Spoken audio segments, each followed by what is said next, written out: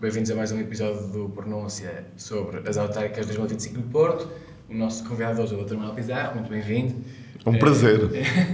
A primeira pergunta que ia fazer era: porquê a candidatura à presidência da Câmara Municipal de Porto? Sim, em palavras curtas, porque eu amo a minha cidade e porque acho que é possível, a partir da Câmara, fazer com que a cidade se torne ainda melhor e as pessoas possam viver mais felizes. É essa a minha ambição. Muito bem. E chegamos agora ao fim de um ciclo, são 12 anos que eu remunero à frente do Executivo Municipal. Que balanço é que podemos fazer ao final destes 12 anos?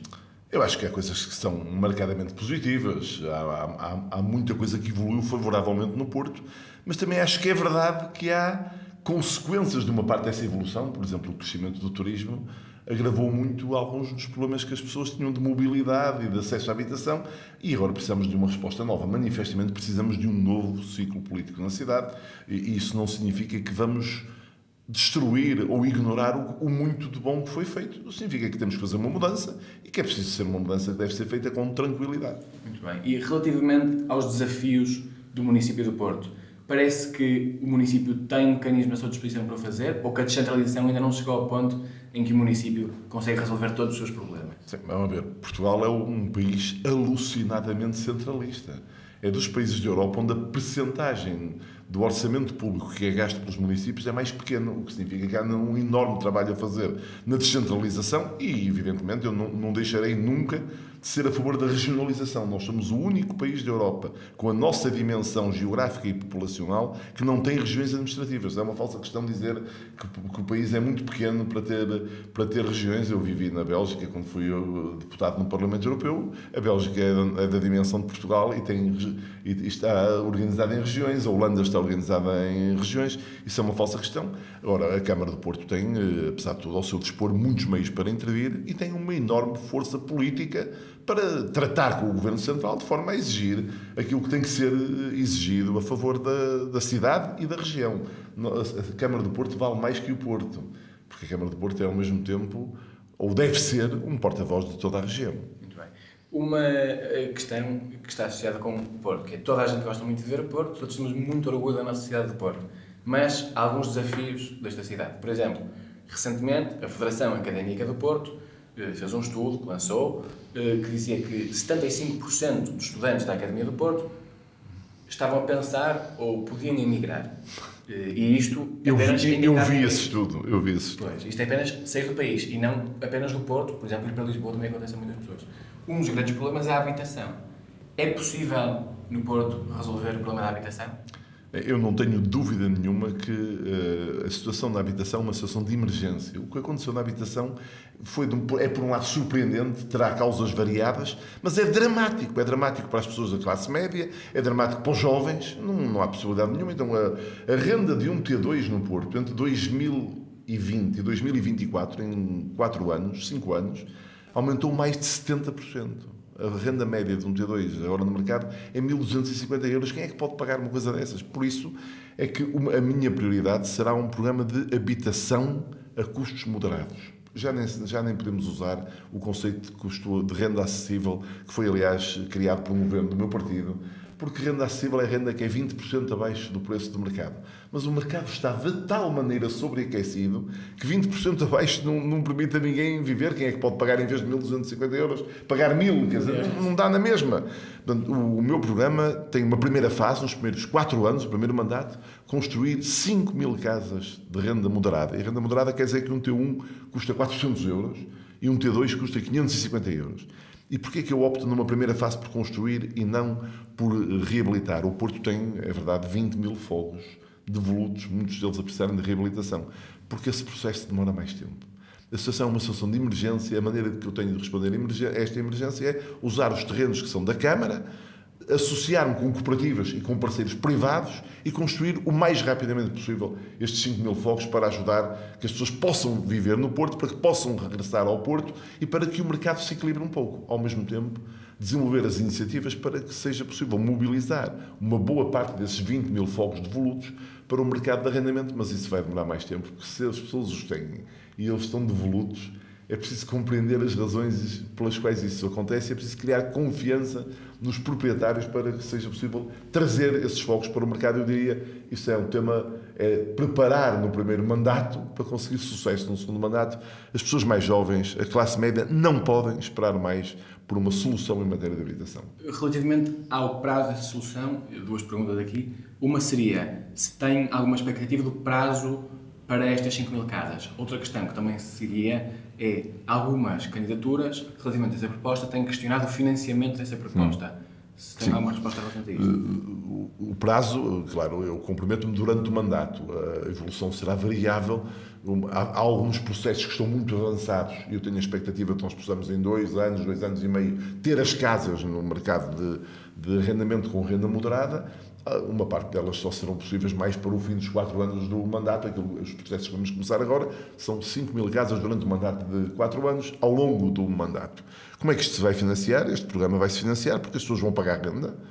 As 5.000 casas, mesmo com esta renda moderada, à moda do Porto, a soma das rendas são cerca de 31 milhões de euros.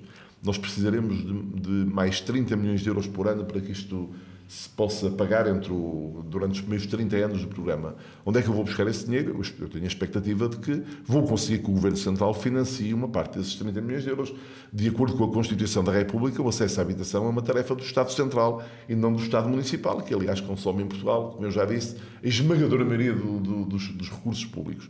Mas se isso não acontecer, eu não me vou inibir de utilizar o dinheiro da taxa turística, vou alocar a este programa 50% da taxa turística, cerca de 15 milhões de euros, e vou alocar cerca de 20% do IMT, que é um imposto que a Câmara recebe em larga medida graças ao sobreaquecimento do mercado imobiliário.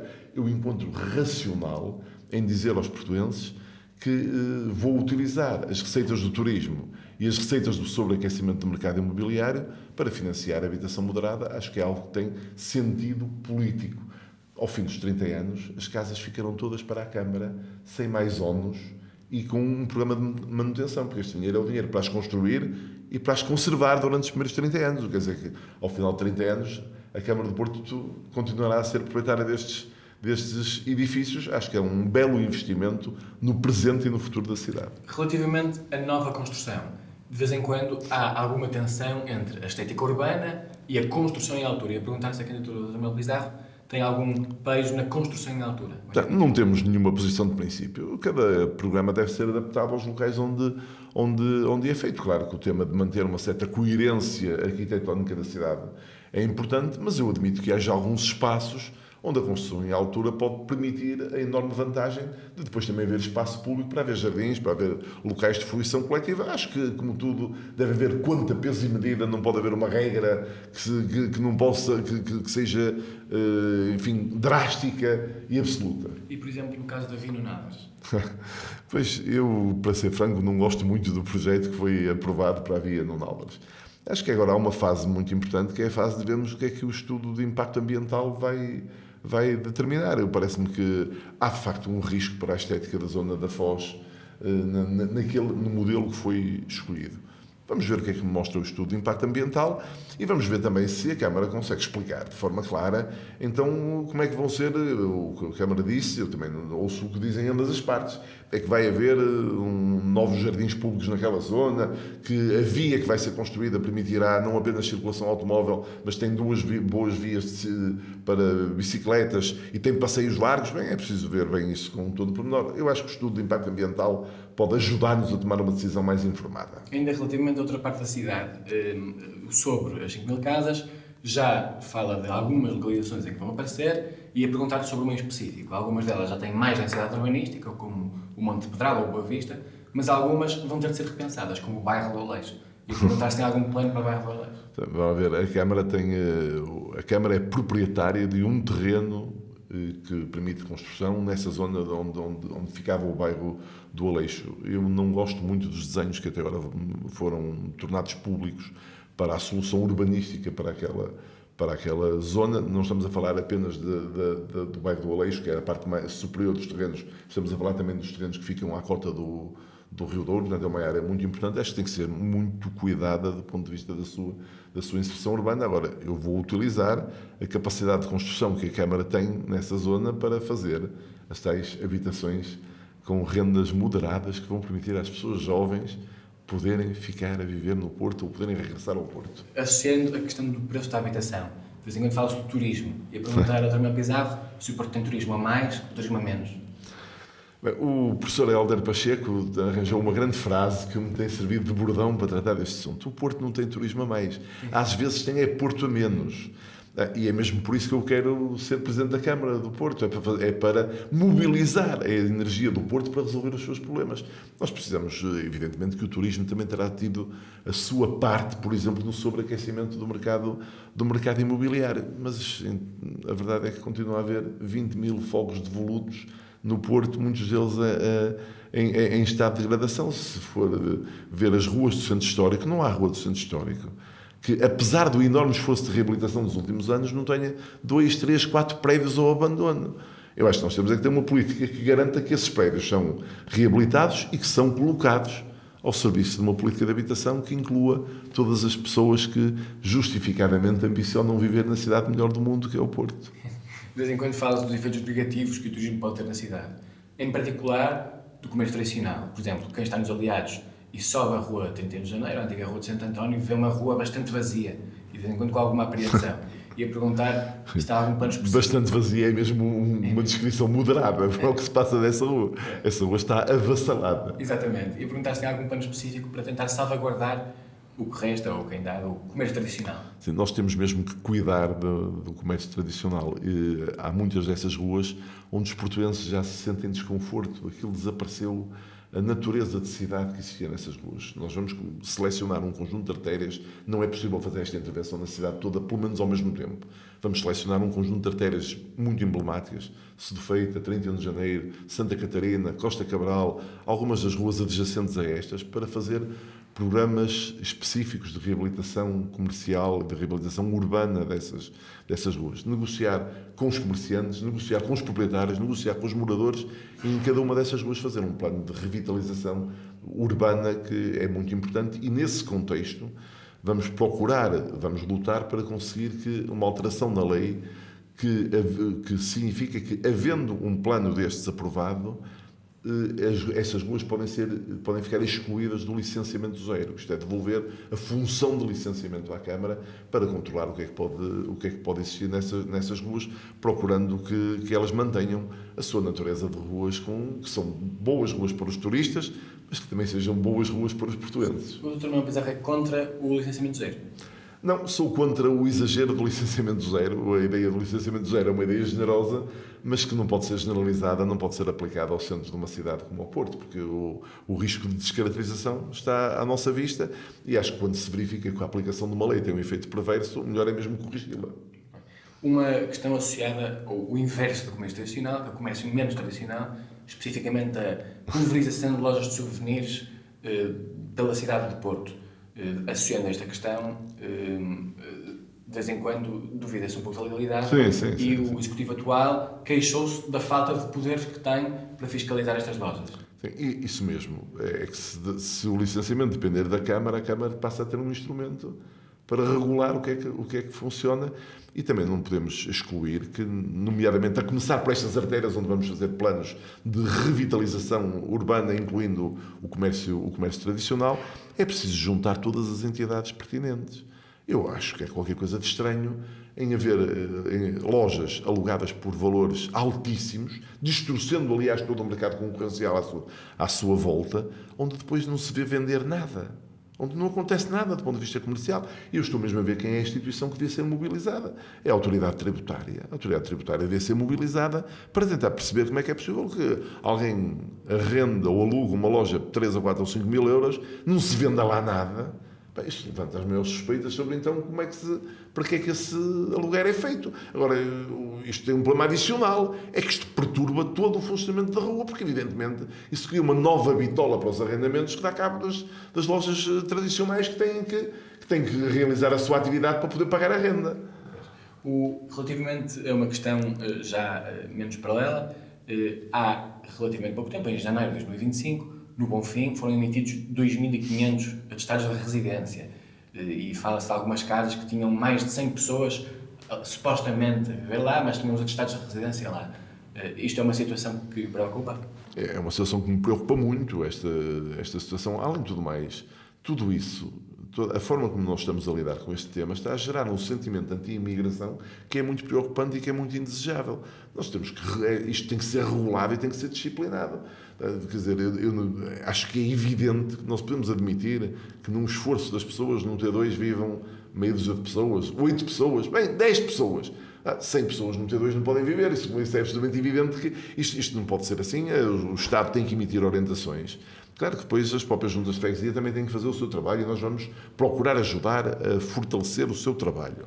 Mas, independentemente disso, o Estado tem que emitir orientações sobre como é que para proteger os próprios autarcas locais que estão ali no primeiro contacto com a pressão enorme que tudo isto está a gerar. Nós temos que pôr ordem neste sistema. Agora passando para um tema já completamente diferente, que é o tema da segurança. Digo completamente diferente, de vez em quando fala-se da associação dos temas, mas parece que não há números que o suportem. O Porto ainda é uma cidade segura? Há pessoas que dizem que sim, há pessoas que dizem que não, e há pessoas que dizem que se trata apenas de uma percepção. Não, o Porto ainda é uma cidade segura, mas há muitos portuenses que se sentem inseguros. Isso não pode ser ignorado nem deve ser ignorado. No Porto o maior problema é o problema do tráfico de droga e do consumo de droga e tudo o que isso gera. É o maior problema de longe. Esse problema precisa de autoridade para reprimir o tráfico, mas também precisa de um grande programa de apoio social e de saúde aos dependentes. Isso, que, aliás, já foi feito. O Porto fez isso com sucesso na primeira década deste século. Depois, o Estado considerou que o problema estava resolvido, cometeu-se o erro dramático de extinguir o IDT, desapareceu a estrutura pública que lidava com este assunto. E estamos agora a viver as consequências de tudo isso. Por isso, quando eu fui ministro, em 2023, eu voltei a criar um instituto para tratar deste assunto, que agora se chama ICAD, Instituto dos Comportamentos Aditivos e das Dependências. Nós temos que ter forças policiais nas ruas, policiamento de proximidade, visível, isso dá tranquilidade às pessoas. E temos, ao mesmo tempo, que desenvolver um programa que ajude uma grande parte das pessoas que são vítimas da adição às drogas a libertarem-se dessa adição ou, pelo menos, a conseguirem lidar com ela de forma menos intrusiva para a comunidade. O que se passa na zona ocidental do Porto é, desse ponto de vista, muito perturbador. As pessoas, isso perturba o cotidiano das pessoas e gera uma sensação de insegurança. As pessoas sabem que não vão ser vítimas de um crime grave. Mas, olha, toda aquela criminalidade que se chama criminalidade aquisitiva, dos pequenos furtos, pequenos roubos, isso perturba. Quer dizer, eu percebo que os pais já não se sentem tranquilos para mandar as crianças a pé à piscina de fluvial. Quer dizer, isto tem que ser resolvido. E tem que ser resolvido, repito, o ponto principal é policiamento de proximidade visível nas ruas. Nessa linha, o problema que se tem falado sobre a segurança no Porto é sobre a falta de competências, nomeadamente a Polícia Municipal não ter as mesmas competências que a PSP ou, evidentemente, a PJ. Aliás, houve um episódio recente com Carlos Moedas relativamente a esse conflito de competências, que até chegou ao Tribunal, e a perguntar a sua posição sobre isso. Eu não me oporei a que se façam mudanças na lei para melhorar as competências da Polícia Municipal. Mas eu também não parto do princípio de que esse é o problema mais grave. Vamos ver, a presença da polícia na rua, por si só, é dissuasora da criminalidade. Bem como um sistema de videovigilância que seja desenvolvido mesmo. Nós andamos há anos para instalar as câmaras na zona ocidental, isto é sempre adiado de um mês para outro mês, nunca mais se resolve. E tem que haver uma articulação virtuosa entre a PSP e a Polícia Municipal. Vamos ver. Qualquer cidadão pode deter alguém que esteja a cometer um crime em flagrante delito. Nem precisa de ser polícia, desde que acho que é capaz de o deter. Mas isso é outro assunto. Portanto, esse assunto parece-me às vezes que de vez em quando se arranjam uns temas para distrair as atenções em vez de fazermos o que temos que fazer, que é usar todos os recursos possíveis, articulando a Polícia Municipal, a PSP e já agora a GNR. A GNR não tem autoridade sobre a cidade do Porto, mas eu, no diálogo que tive com os responsáveis da GNR, tornou-se claro, por exemplo, que a GNR está disponível para usar os seus cavalos para patrulhar os parques da cidade. Olha, desde logo o Parque da Pasteleira, acho que também era um bom contributo para um clima de segurança, para que as pessoas se sintam tranquilas no Porto. Relativamente a uma secção específica do que disse, sobre a videovigilância, tem planos específicos, 2 fases, aliás, para a videovigilância em partes do Porto específicas. Sim. A videovigilância tem que continuar a expandir-se. É preciso finalmente instalar e pôr em funcionamento as câmaras da zona ocidental e é preciso que a zona de Ramalde também tenha videovigilância. Isto é muitíssimo importante. E o tema da videovigilância é sempre o tema da intrusão na vida privada. Nós hoje temos, felizmente, muitas ferramentas tecnológicas, evidentemente com recurso à famosa inteligência artificial, que permitem a preservação da individualidade e enfim, a identificação de todos os condutas criminosas. E, uma vez mais, estamos sempre a pensar mais na prevenção do que na repressão. É que uma grande parte da estratégia de policiamento de proximidade e videovigilância mais intensa tem a ver com prevenir a criminalidade antes de a reprimir. Se ela não chegar a existir, vivemos todos melhor. Saltando para um tema diferente agora, que é sobre a cultura. Sabemos que tem algumas propostas sobre a cultura no Porto, nomeadamente de apoiar alguma da que já existe e que está com alguns problemas, certo? Sim, nós precisamos de uma mudança na estratégia. Esta estratégia de grande envolvimento da Câmara como produtor cultural foi muito importante para, sobretudo no início do mandato do Presidente Rui Moreira, mas estamos agora a chegar a uma fase em que precisamos de reforçar o papel da Câmara como estrutura de integração e de facilitação da criação cultural e menos como estrutura de produção cultural direta.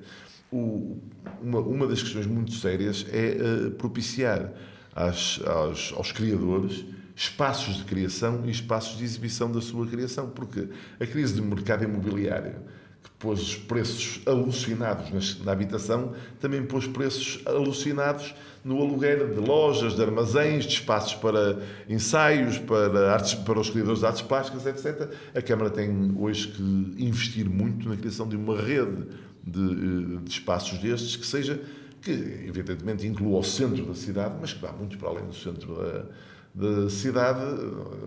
Eu dei como um exemplo o Teatro da Vila Rainha, fechado há 6 ou 7 anos, é um verdadeiro atentado contra a cultura no Porto, mas estou a pensar noutros espaços, onde felizmente há agora um agente privado que adquiriu e vai investir na recuperação do Teatro Valformoso, mas ainda estou-me a lembrar já de outro, que é o antigo Cineteatro Júlio Diniz na Rua Costa Cabral, ou as 2 salas de cinema do Centro Comercial Stop. Apenas exemplos de espaços que precisam de uma intervenção municipal para serem colocados ao serviço dos criadores culturais do Porto e da população da cidade. Muito bem. Relativamente a outra questão, e falou do Executivo atual, no início do mandato, uma das grandes prioridades era a captação de investimento para uma cidade que está a precisar de reabilitação urbana. E a perguntar se neste momento é uma grande preocupação a captação de investimento e quais são as ideias do Dr. Manuel Pizarro para a economia no Porto. Sim, nós temos que continuar a investir nessa linha e temos que o fazer já agora com uma grande articulação metropolitana. Porque o Porto é um espaço muito adequado para a instalação de empresas, mas são empresas da área dos serviços. E nós precisamos olhar para os serviços, mas também precisamos olhar para a indústria.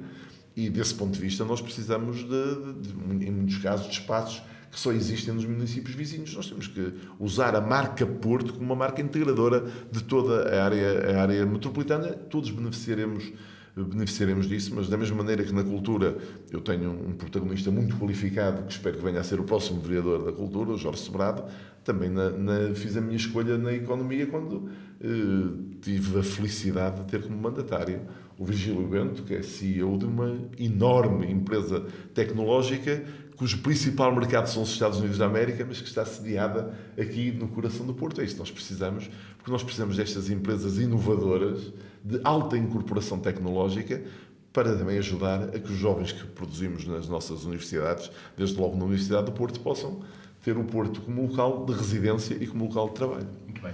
Uma questão agora que também preocupa muitos portugueses e que é uma das grandes bandeiras desta campanha, que é a questão da mobilidade.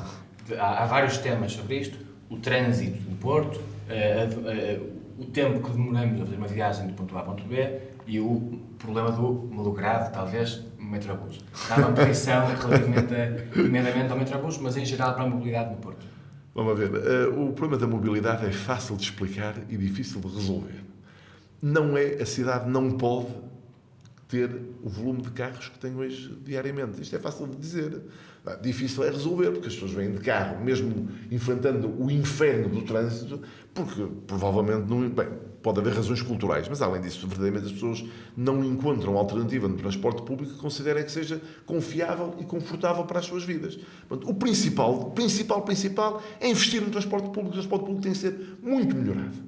temos que continuar a expandir a rede de metro, pôr em funcionamento o metro cujas obras já agora nos infernizaram nestes últimos tempos. Eu incluo nisso o Metrobus. Eu tenho muitas dúvidas sobre a forma como este projeto foi concebido e prosseguido, mas depois de ter gasto este dinheiro todo e do inferno das obras, agora o que eu quero é pô-lo em funcionamento, até para podermos aferir todos se aquilo vai ter alguma utilidade ou não. Quer dizer, não pode ser, nem concebo que seja de outra forma. Acho que é urgente pôr em funcionamento a linha de Metrobus entre a Rotunda da Boa Vista e a Praça do Império. Olha, veremos como é que a coisa vai funcionar e estaremos cá depois para fazer essa avaliação. O doutor vê um problema aí relativamente à mobilidade, na má articulação entre o município de Porto e algumas entidades à volta do município de Porto. Estou a pensar, por exemplo, no metro de Porto. Isso é absolutamente essencial.